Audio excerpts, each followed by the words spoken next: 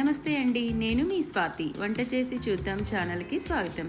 సింపుల్గా టేస్టీగా బియ్యం పిండి అట్టు ఎలా తయారు చేసుకోవాలో చూద్దాము. ఒక బౌల్లోకి బియ్యం పిండి యాడ్ చేసుకొని 1 టేబుల్ స్పూన్ జీలకర్ర, 1 టేబుల్ స్పూన్ ఉప్పు, దీంట్లోకి సన్నగా కట్ చేసుకున్న కొత్తిమీర, క్యారెట్, ఉల్లిగడ్డ, మీ దగ్గర ఏ వెజిటేబుల్స్ అవైలబుల్గా ఉంటే అవి ఇందులోకి వేసేసుకోవచ్చు.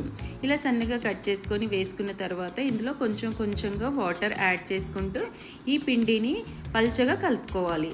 చూడండి, మీకు పెనం మీద వేసినప్పుడు పల్చగా కలుపుకుంటే రాలేదనుకోండి, ఇంకా కొంచెం పిండి అయినా వేసుకోవచ్చు.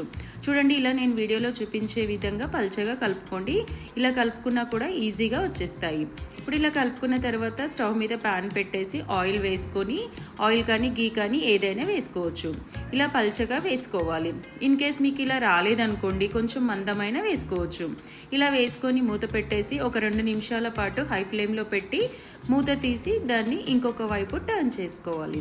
చూడండి, ఇలా 2 వైపులా టర్న్ చేసుకొని ఒక్కొక్క నిమిషం ఫ్రై చేసుకుంటే, అంటే కాల్చుకుంటే మన బియ్యం పిండి అట్టు అనేది రెడీ అవుతుంది. చూడండి, ఇలా ట్రై చేయండి. ఇన్స్టెంట్గా, ఈజీగా, సింపుల్గా, టేస్టీగా చాలా బాగుంటుంది. ఇది మార్నింగ్ బ్రేక్ఫాస్ట్కి కానీ పిల్లలకి లంచ్ బాక్స్లో కానీ పెట్టేయచ్చు.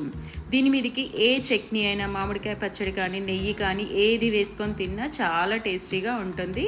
ఇలా ట్రై చేయండి. ఇలా ట్రై చేసి చూసి మీ కామెంట్స్ని మాతో షేర్ చేసుకోవడం మర్చిపోవద్దు.